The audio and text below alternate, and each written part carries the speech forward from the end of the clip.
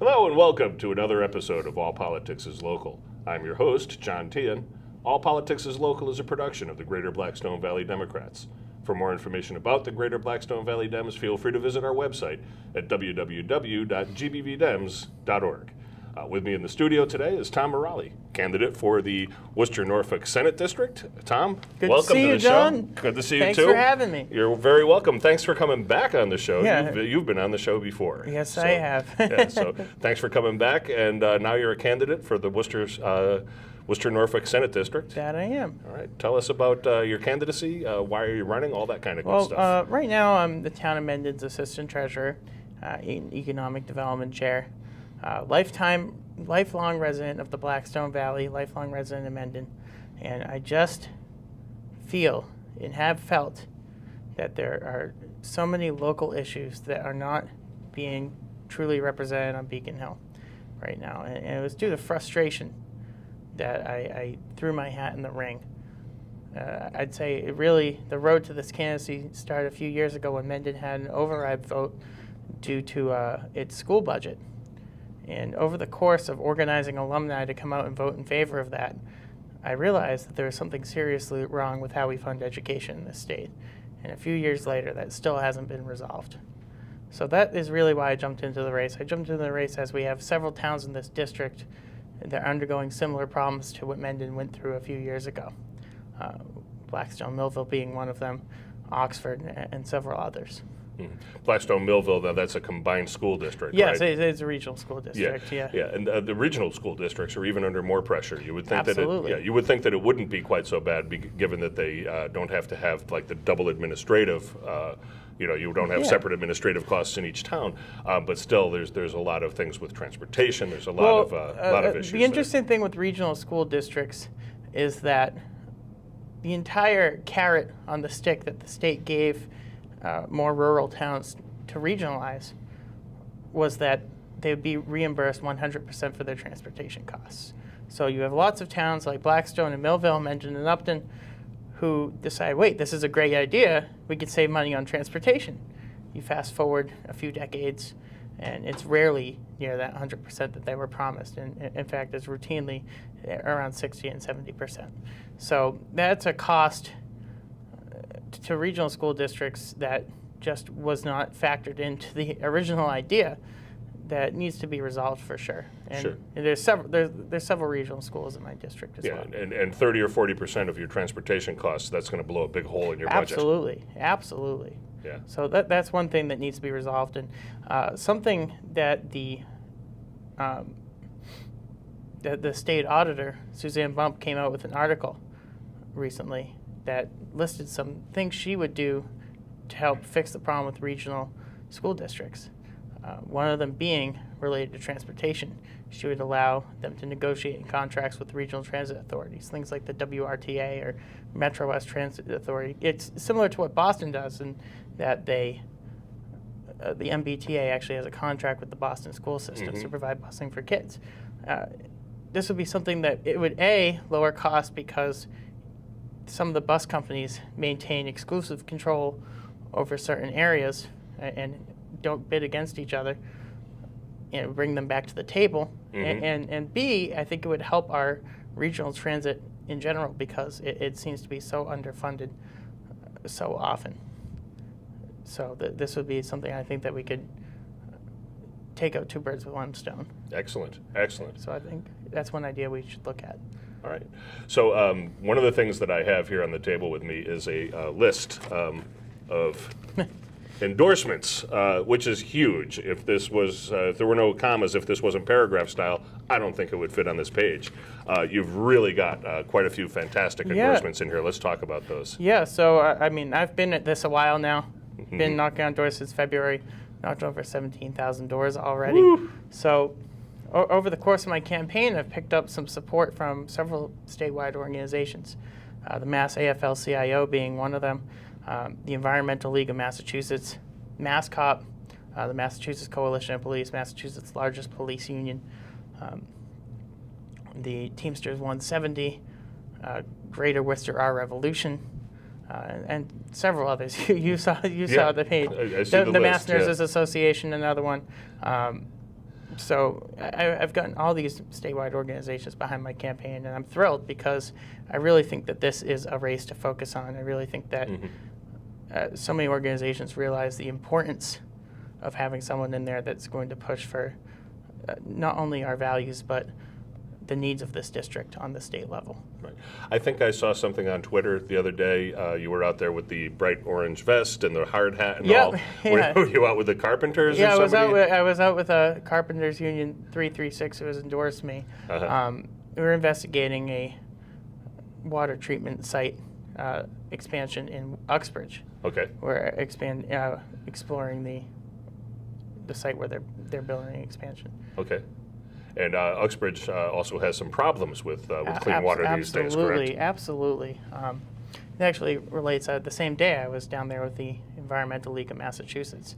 The problem with Uxbridge is recently, over the past couple of years, there's been soil dumping going on top of a drinking water aquifer. Now, some of this soil comes from contaminated sites, sites we know are contaminated, sites like the Wynn Casino. And this is only allowed because of a loophole in the law that didn't exist before 2014. Really? That sets a difference between soil importation for reuse and soil dumping. Okay. So it's not considered dumping if you're going to reuse it. And so they're bringing it in. Yeah, so you have sites in Uxbridge that have imported soil for reuse, and the argument can be made that it's just a loophole to allow someone to dump contaminated material without being subject to the same regulations. And that's something I think needs to be fixed. That's a loophole I think needs to be closed. In fact, it greatly bothers me that nothing's been done about this, and we've known about this for a few years now. Sure. You had a very committed group of activists in Uxbridge that have been bringing this up year after year after year, and nothing's been done yet. So is the water safe in Uxbridge? People, I know a lot of people are using spring water for drinking water and for cooking in their homes and stuff. Well, I think that the question is, do you want contaminated soil dumped on top of a drinking water source? Would you trust water that if you knew that you were leaching it from that source? Sure. The answer is no. You don't want to take the risk. Clearly, no. Yeah. You don't want to take the risk. And the thing is, people shouldn't even be put in a position where they have to question that. Right. I think that clean drinking water is a right. Right. Absolutely. Personally. Yeah. Well, some people talk to me about politics. Oh, politics, I can't stand it. I don't talk politics. Well, politics is everything. Right. And this is what I tell them. It's the air you breathe. It's the water you drink. It's the food you eat. It's the medicine you take. It's everything from cradle to grave. Everything that touches you touches on politics. So people should pay attention to politics, and there's every reason why we should believe that government can and should be a force for good. Absolutely, and on that subject, while we're talking about clean water, something we really need to focus on as a state is our water infrastructure. This state's severely behind on it. In fact, the American Society of Civil Engineers has found that Massachusetts is one of the worst states when it comes to our drinking water infrastructure. Really? Yeah, and the state a few years ago set up a fund to try to fund this, to constantly fund improvements to water infrastructure, just like you do with Chapter 70 money for schools or Chapter 90 money for roads. Mm-hmm. But it was never properly implemented. So something I will be focusing on is trying to get that fund properly implemented and actually dispersing funds to towns so they can actually repair their drinking water infrastructure. I mean, you have so many towns in this district. I know Webster, I was in someone's home, someone whose door I knocked on, they said, hey, come look at this. And their clothes were all rusty colored from doing laundry. Right. And that's not a reality anybody should have to live with. Right. And that's something that shows that we severely need to update our pipes and our other infrastructure as well. Here in Milford, we're just now negotiating the purchase of the Milford Water Company. The town is going to buy the water company from the private owners that own it right now. And there's going to be quite a bit of maintenance that has to be done. Right, and it's going to lead to a price hike. Probably. And the problem I see with that is, as far as I'm concerned, the state should be helping with upgrading Milford's water systems. Yeah, there are some wooden pipes in the ground. Yeah, and here in that's Milford. just ridiculous. Yeah, they're over 100 years old. Right, and if the there's- state had if this is a constant project of the state, like repairing the pike is, then I think you would see that it would come at less of a cost to your average ratepayer. Absolutely, absolutely. Let's talk a little bit about some of the stuff that you'd like to do when you're elected. For your first 100 days in office, can we talk a little bit about what would your priorities be? Yeah, well, I think closing the loophole that we talked about with soil, definitely pushing for reform into how we fund schools in this state. It's an issue that's talked about often recently, that we've kind of realized that this school funding formula that's existed since 1993 needs updates to account for transportation costs, to account for special need costs, to account for health insurance increases and ELL costs. Sure. English language learning. And health insurance isn't just for teachers that are actively teaching now, it's also for retirees. Right, absolutely. Yeah. Absolutely. So this is one issue that I would want to be out in front on, pushing. I think there's some traction on Beacon Hill to change things, and I would move on that. And while we're talking about education, something else I think is important is that right now we have a lot of kids who I think would benefit from trades and shop classes that aren't able to get into the schools that teach them. Your BVTs, they're amazing schools, don't get me wrong, but I think they have a very high barrier to entry. And I think that leaves a lot of kids who could benefit from a vocation from not getting the Sure, help it kind of leaves them behind. Right, absolutely. Yeah. And Yeah. something interesting is in Europe and many other places in the world, they kind of have career-based education. And I think that this is a concept we need to introduce in Massachusetts, is make these available to regular high schools, to your traditional public high schools, make credits available towards an associate's degree. I think that this, more than anything else, would be the best way to not only ensure student success when they leave high school, but also to ensure debt-free education as well. So this is another thing that I would work on within my first 100 days, is trying to make this a reality as well. Awesome, awesome. How about infrastructure needs? What do you see for what's needed out here in the district for infrastructure? I know that there's some work. 146, they're talking about finally eliminating that traffic light in the middle there by Boston Road. What do you see as our infrastructure needs? Like I said before, I think that water infrastructure is a big one. I mean, I've been driving down Route 16 a lot lately, and there's some parts where the potholes are ridiculous.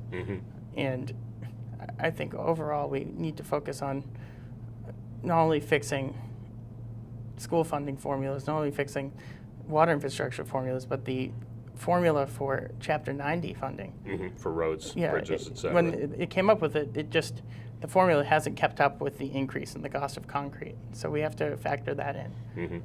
And I see that as a huge problem we need to address. And something else as well, public transit.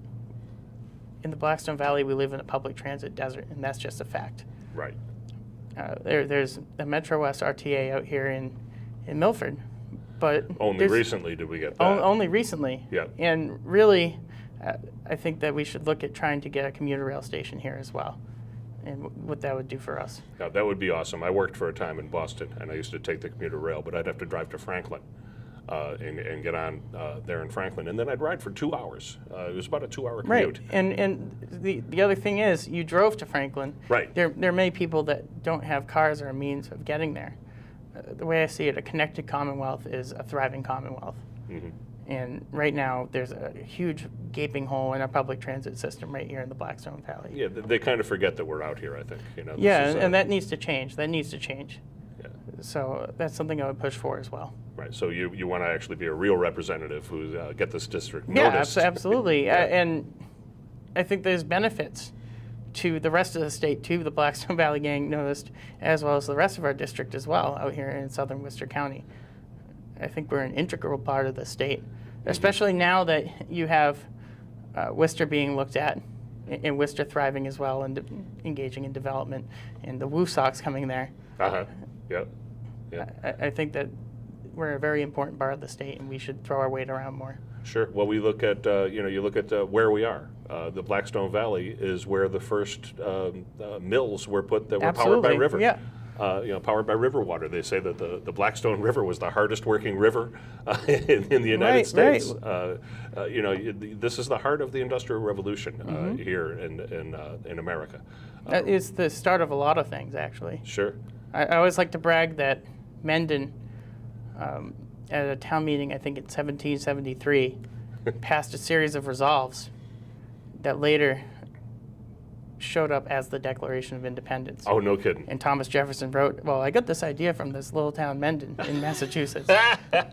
So we're a very important area and always have been. Sure. And we should throw our weight around more. Sure. And you look at the Massachusetts Constitution. The United States Constitution was modeled after the Constitution of the state of Massachusetts. Right, absolutely. Yeah. Absolutely. So I think that we need to continue innovating, continue pushing boundaries as a state, and I think we need to continue to be out in front when it comes to progress. Absolutely. How's everything going on the campaign trail? Oh, it's great. Like I said, 17,000 doors already. I've gotten all over this district, and there's 13 and a half towns, by the way. So we have a couple of precincts in Northbridge, right? A couple of precincts in Northbridge. Right, and then the rest. Southbridge to Bellingham. Yep. So it's a pretty big district. Yeah. Out there knocking on doors. I've been out knocking doors for you as too, you Tom. have, as you have. Right. Jennifer and I have been out. We have a turf right now that we owe you. Sorry about that. Okay. Well, that's fine. Don't tell your campaign manager, okay? She'll come down on me.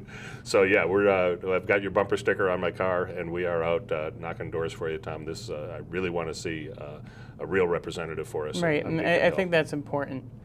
I've just heard too often that, this is the first time I've talked to someone even resembling a senator in a very long time. From too many public officials, superintendents, town administrators.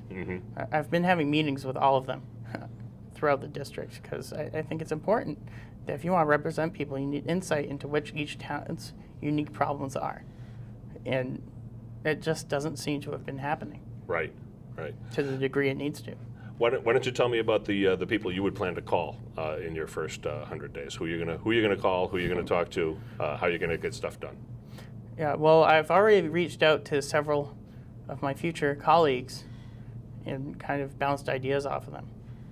I think that's important because if you want to get anything done, there's 40 of you, and I think it's important that you work together to accomplish the goals you're trying to accomplish. And there's some ideas that actually have gotten some of them thinking, I think, and some ideas that they've bounced off me as well. So I think that's first and foremost is talking to the other senators in the Mass State Senate, because like I said, when you want to get something done in some place like the Blackstone Valley, you have to think, how is this going to benefit the rest of the state as well? And I think an argument can be made in most cases.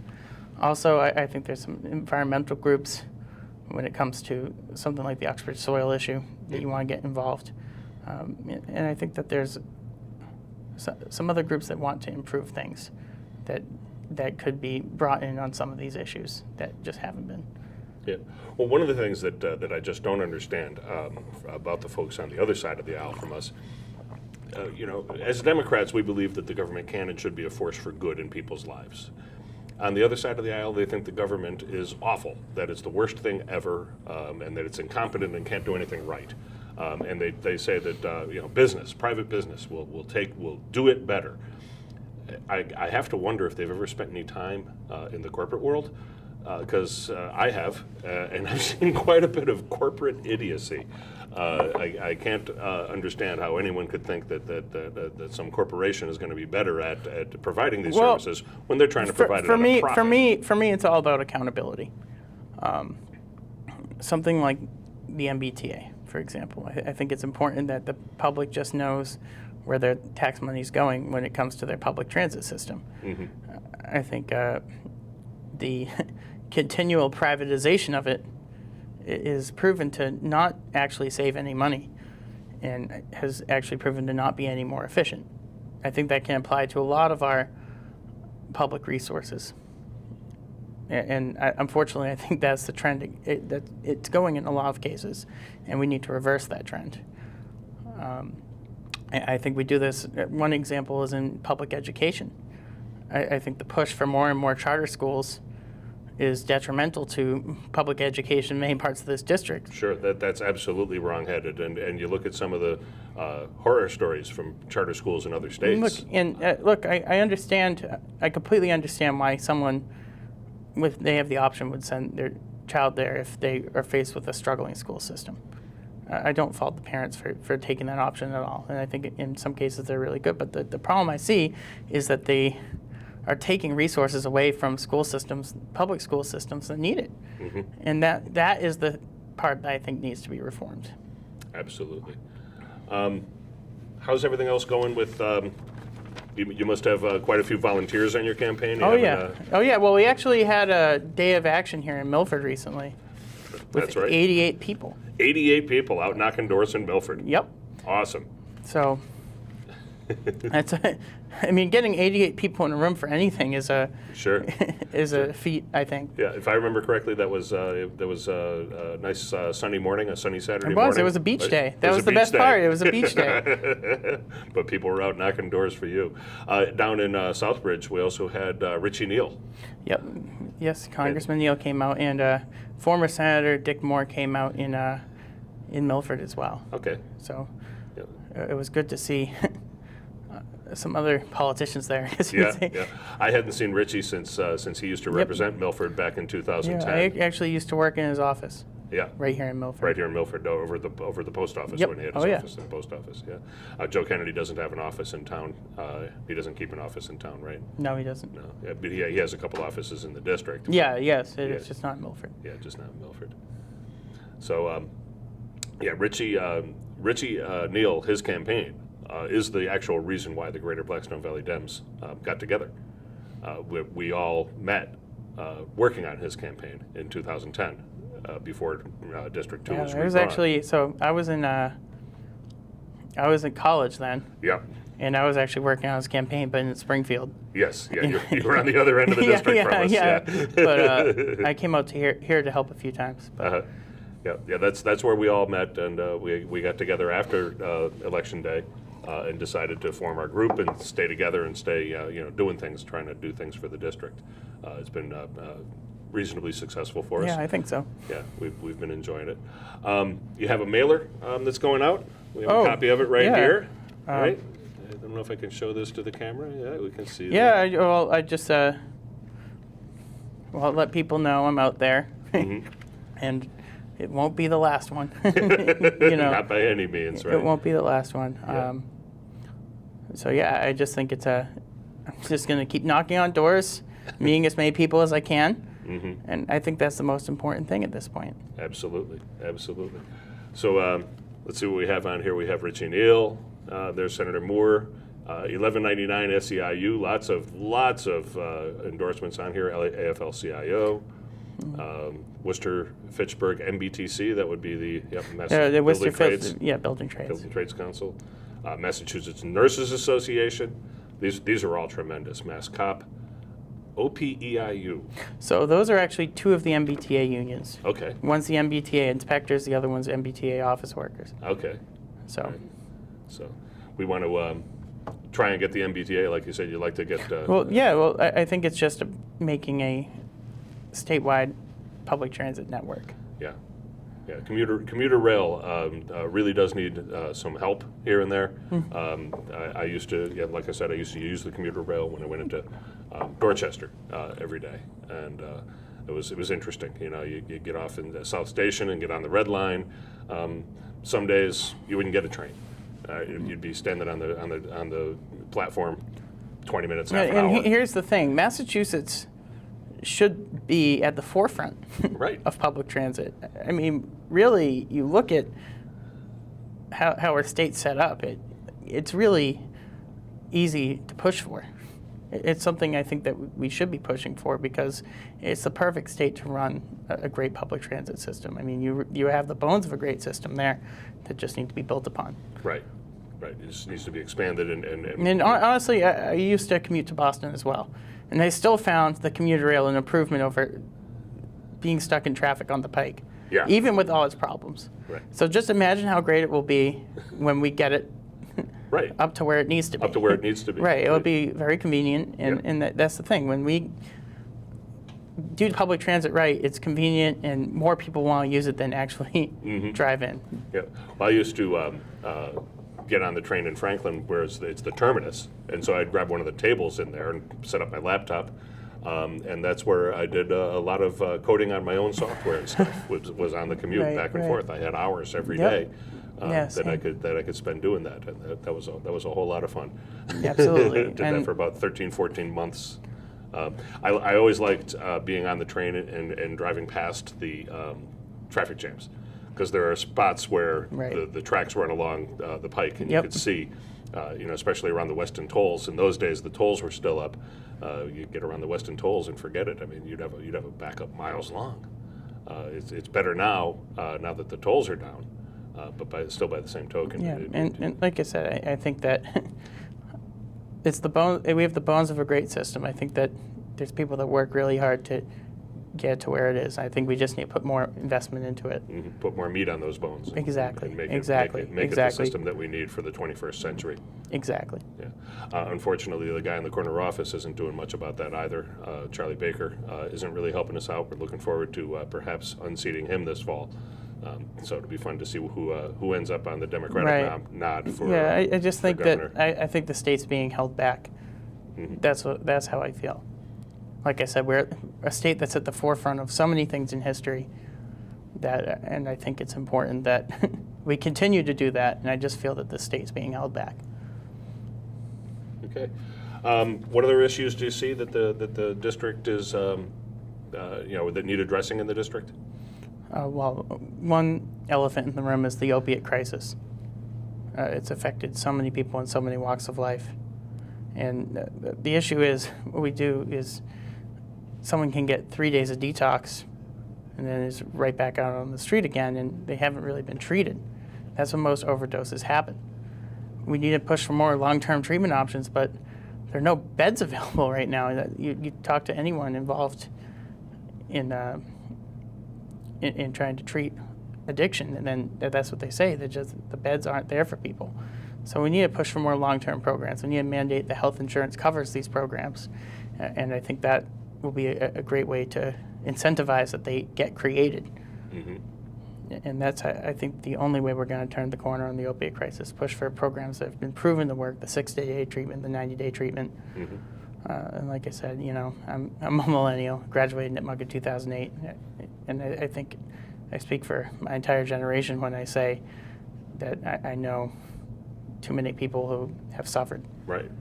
And you talk to anyone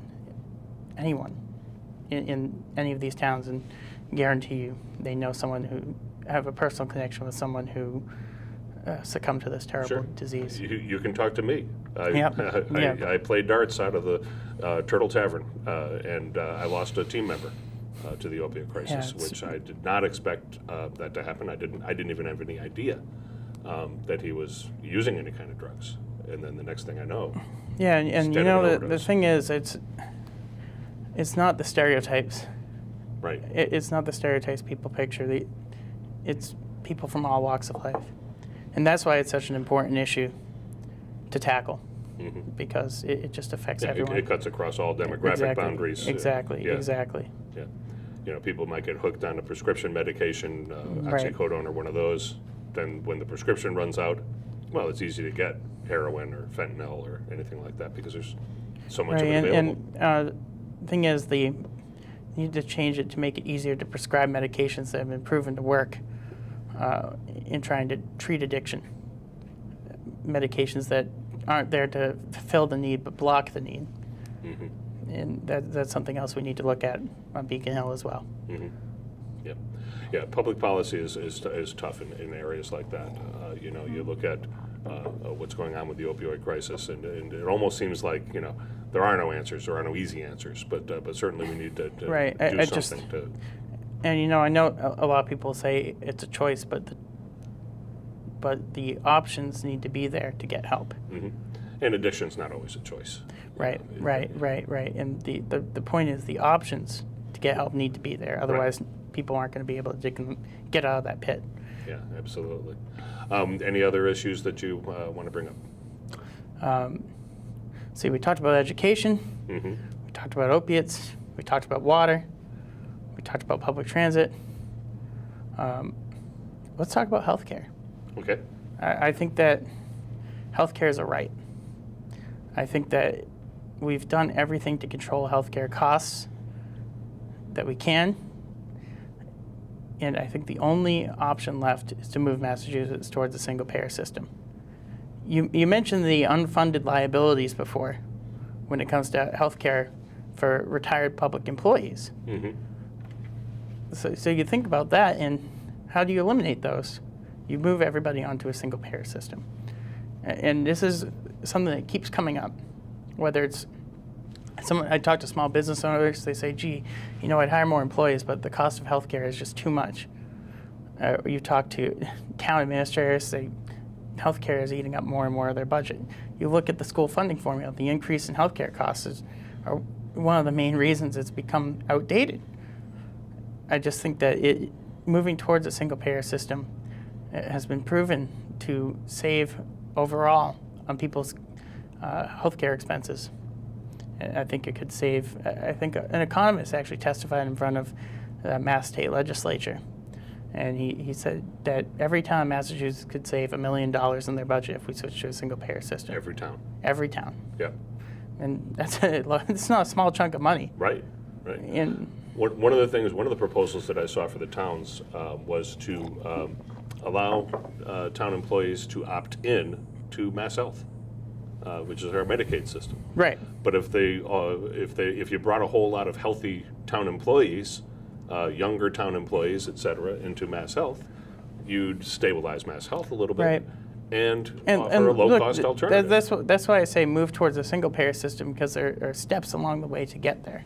But that is clearly the direction we should be going. Yeah, absolutely. In Canada, with their national healthcare system, that started in Alberta. It started in one province. Right. So that's what it takes. I think Massachusetts, once again, we led the nation on healthcare before. I think we can do so again and should do so again. Yeah, we led this nation on virtually everything that this nation is. We led this country forward before it was a country, when it was still the colonies. Here in Massachusetts, we did it right, and we've always, our license plates say "Spirit of America" on them. Yeah, and there's a reason for that. There is a reason for that. Absolutely. And a lot of that history, is right here in the Blackstone Valley as well. Sure. I mentioned the Mendon Resolves earlier. I'll throw another historical tidbit out there. Sure. America's first woman voter was in Uxbridge. Really? Yeah. No kidding. She filled in a town meeting because her husband was sick. And they gave special permission for his wife to vote. Wow. And so America's first woman voter was in Uxbridge. Wow. So, it's just, we're a historic area, like you said, and we should be on the forefront of things. Yeah. And single-payer healthcare is one area I think we can do it. Absolutely. It's something that back in 2006, when the legislature was hashing out the current Massachusetts healthcare system, at that point I was in touch with my representatives, asking them, begging them to get us to single payer. Right. Like I said, there are steps along the way, and I think we've traveled towards there. But I think that really it's the only way that we can keep these costs under control. Right. Well, it just makes so much sense. You look at a system like Medicare, you look at a system like the VA. Those are big government-run systems that provide quality care, and their overhead costs are minimal. 2 to 3% is an overhead. It's interesting how many people I talk to at the door that love Medicare and would love to see it expanded. Sure. Because like everything else, like you said, when you get more people into the system, it controls the costs all around. Right, and when you get more younger people in, healthier people in, it brings everybody's costs down. Exactly. Yeah, so that's something I think we should tackle. Yeah, and just another tidbit on that when you have younger, healthier people insured, they'll get care and prevent chronic conditions from developing later in life that are expensive. Absolutely. You know, if you can possibly cut down on chronic illness, then you save even more. Here in this country, we spend what, $1.7 trillion annually. You know, I often talk to people that talk about how overcrowded the ER here in Milford Hospital, and one of the things that leads to that is that people who don't have a good health care plan actually have to wait until it gets to be something serious and have to go to the ER because they can't regularly see a doctor. And that's an issue. that is definitely an issue. Yeah, well, we certainly don't want to wait until it becomes a chronic condition. I've talked with a lot of folks from the other side of the aisle who say to me, well, you know, if you're sick, you can go to the ER. And well, that doesn't work. It just doesn't work. And it's also not free either. Right. It's not free, and it's almost the same thing, just a lot more expensive. Just a lot more expensive. A lot more expensive. So why not try to take care of these problems when they first arise and do so through a single payer system? Right. Well, I've got hypertension. You know, I'm old. I'm fat. I've got hypertension. I've got high blood pressure. If I didn't manage my high blood pressure with medication, I'd be in renal failure within several years. You know, it's not something that happens overnight, but your kidneys can't take the high blood pressure, and so after several years of high blood pressure, you'd be in real trouble, real trouble. I can't see why. You know, I can't get a prescription filled to prevent that from happening to me. If I ended up in the ER because I needed care, I'd be on dialysis, and I probably wouldn't have a lot longer to live. That just doesn't make sense to me. Right. You know, Especially when we have the resources that we do. Well, we're all in this together, and that's something that people seem to forget. Right. And I also, like I said before, I think it's overall the most cost-effective option. Yeah. And well, you look just at the administrative costs alone. You can reduce by 25, 30% just by removing all that unnecessary overhead. On top of that, doctors' offices, they have to maintain a billing system that talks to all these different insurance companies and that takes care of all their little idiosyncrasies, et cetera. You know, they want things on certain forms, this way, that way. When I first moved here to Massachusetts back in the 90s, I worked at Leahy Clinic on their billing system. And it was crazy what we had to go through to get claims paid. Right. But with all these insurers, the amount of work, you know, that I and the entire department were doing. I mean, we had a lot of people working on that system, and it was no easy task at all. And with a single payer system, it could be a whole lot better. Medicare billing was probably the easiest thing that we had to do out of that system. It was crazy. Right. So, want to talk a little bit about renewable energy? Yeah, actually, I was going to bring that up. Okay. I was going to talk about your favorite subject. My favorite subject. Net metering. Yeah. I don't know why we have a cap. Right. I think the Senate did try to remove it. Right. And the House couldn't come through. Right. I mean, that's something I think we need to keep pushing because, and to people who this might be jargon for, essentially, if you have solar panels, you're generating power, but you're only allowed to be reimbursed for a certain amount of power you generate. Right.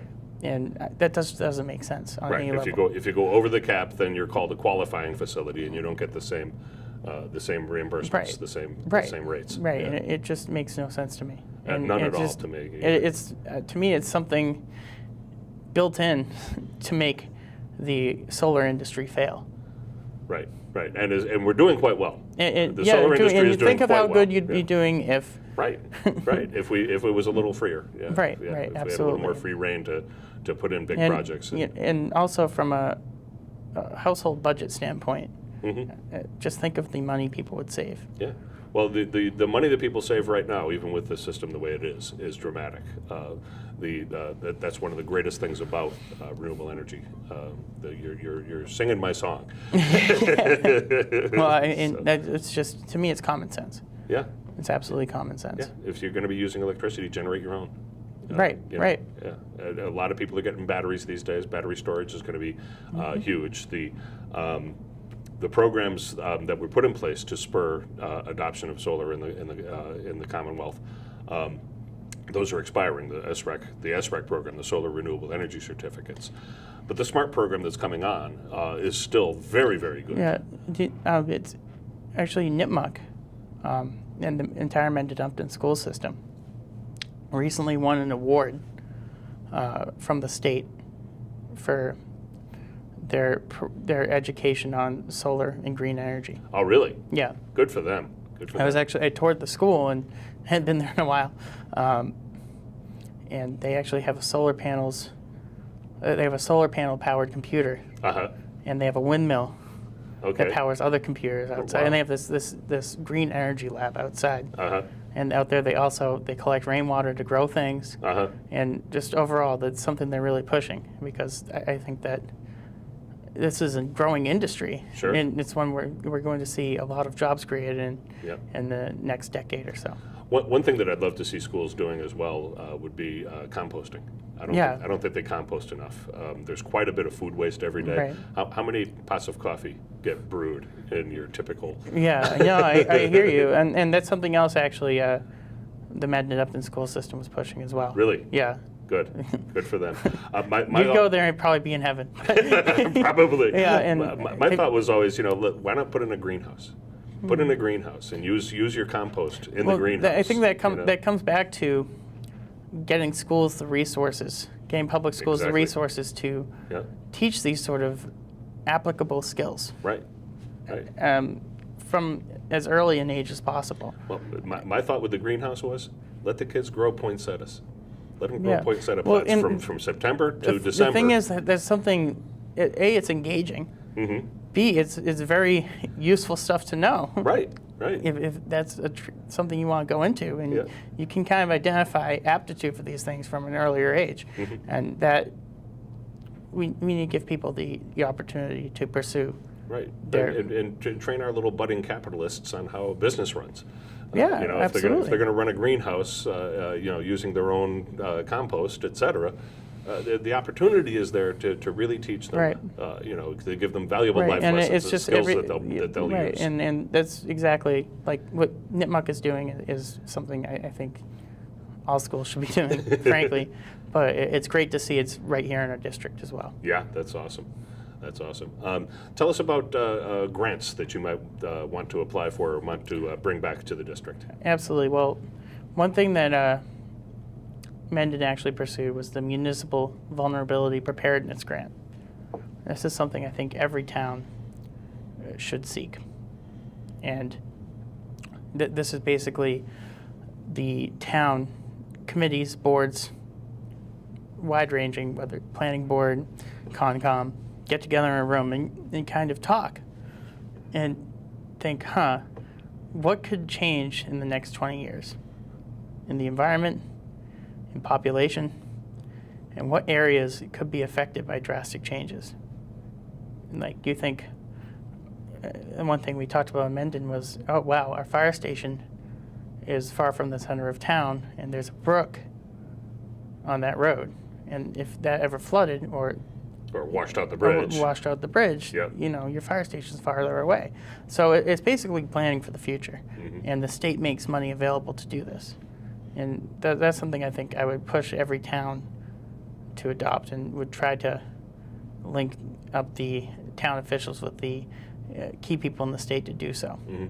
Also, there's several grants that should be made available for economic development.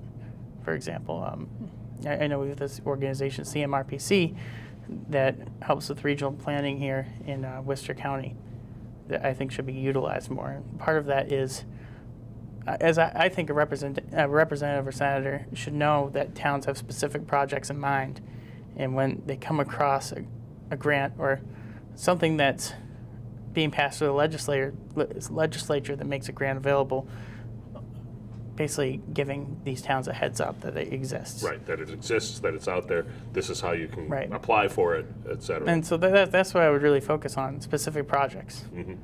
I know, let's say Hopedale wanted to pursue public transportation. There's grants available for that. That would be something that'd be on my radar, and I'd definitely push for it. I'm in Beacon Hill and push for that money to go to Hopedale. Okay. I just got the high sign that we have about 5 minutes left. 5 minutes. 5 minutes, yeah, which geez. I'm kind of shocked. I thought that we had more time. But time does fly when you're on the air. So in the remaining time that we have left, why don't you make the case to my viewers? Absolutely. So I'm someone that's lived in this valley my entire life. I'm someone that's involved locally, dealing with these issues every day. As an assistant treasurer, I see the money that's coming into the town. I know that the balance needs to be shifted for sure in favor of this region. I've been doing the work. I've been going around talking to people, town administrators, school superintendents, boards, committees, people at their doors, and it's clear that we have a lack of representation right now. The right issues aren't being focused on. I'm someone that will focus on them, someone that will be present and engaged, and I hope I earn your vote come November 6th. I would love to speak to you as well. Something I've been doing is giving out my cell phone number. Right. Because I think if you'd like to, yeah, go right absolutely. ahead. I think it's important that our representatives are accessible. So that's 508-498-6533. I'm sure you can make that flash up on the screen, right? I'm sure we can, too. Excellent, excellent. Also, you have a Facebook presence, website. Absolutely, yeah. Yep, so just look up Committee to Elect Tom Merolli on Okay. Facebook. The website is www.tom4ma. That's the number 4. Number 4, Yep. ma.com. And I also have a Twitter at Merolli for MA, and a Instagram at Tom for MA as well. Awesome.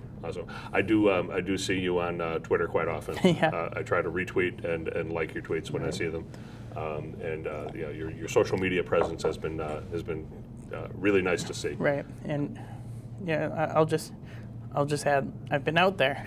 Yep. I've been talking to people and doing the job, and I hope you'll give me the opportunity to continue advocating for the needs of this district, because I've been trying to do so as I can without actually being on Beacon Hill. Give me the opportunity to go to Beacon Hill and actually be able to do this. And then you'll show what you can really do. Yeah, exactly.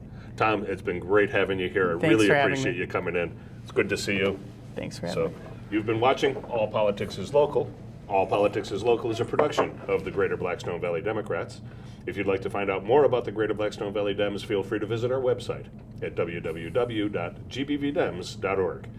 Thanks for tuning in, everybody, and good night.